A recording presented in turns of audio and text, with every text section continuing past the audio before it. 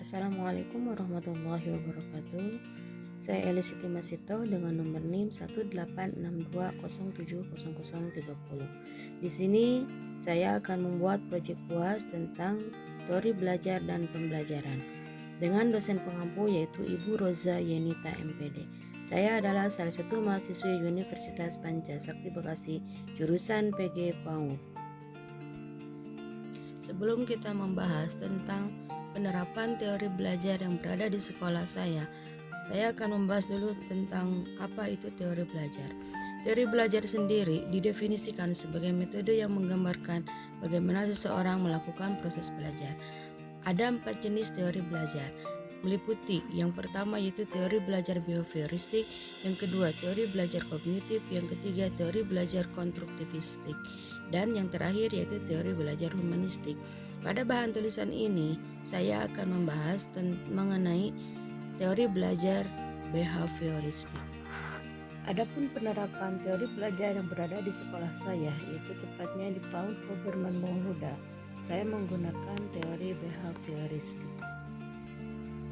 Teori belajar behavioristik. Pada teori belajar behavioristik, seseorang dianggap belajar jika ia telah mampu menunjukkan perubahan tingkah laku. Aplikasi teori ini dalam pembelajaran kegiatan belajar ditekankan sebagai aktivitas mimetik yang menuntut peserta didik untuk mengungkapkan kembali pengetahuan yang sudah dipelajarinya.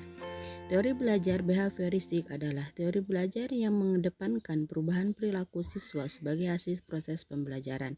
Terjadinya perubahan tingkah laku siswa ini diakibatkan oleh adanya interaksi antara stimulus dan respon. Dengan kata lain, teori belajar behavioristik atau teori behaviorisme ini berorientasi pada perilaku yang lebih baik. Jika siswa tidak menunjukkan perubahan setelah diberikan pelajaran, maka menurut teori ini siswa tersebut tidak dapat dikatakan telah belajar dengan baik.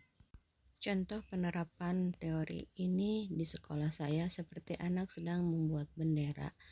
Pertama-tama anak dibimbing oleh guru, seterusnya anak membuatnya sendiri. Adapun medianya adalah pipet, lem, kertas merah putih. Tiga bendera merah putih.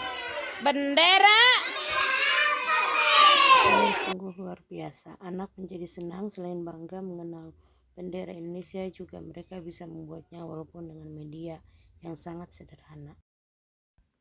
Tahap selanjutnya yaitu asesmen atau penilaian, yaitu yang pertama dengan cara portofolio mengumpulkan hasil karya anak, yang kedua penilaian checklist, BB belum berkembang, MB mulai berkembang, BSH berkembang sesuai harapan, BSB berkembang sangat baik.